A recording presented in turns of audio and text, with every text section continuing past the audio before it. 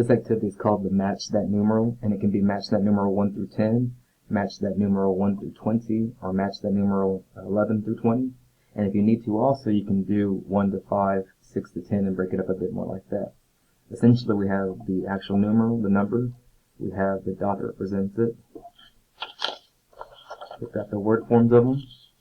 And we also have what they look like on number lines. So you need to cut these up, and if you want to put 1 through 5, numerals 1 through 5, the picture for it, the word form of it, and then also number lines for them as well. Have those each in a baggie. This can be up to 4 different centers right there, and just like the other matching games, kids mix them up, they match what they go with. You can extend this a bit more and have students find missing ones. Maybe you take out the number line, and after they match the 3, the standard, the picture, and the word form, they then create the number line. It can be anything like that. You can use this however you want.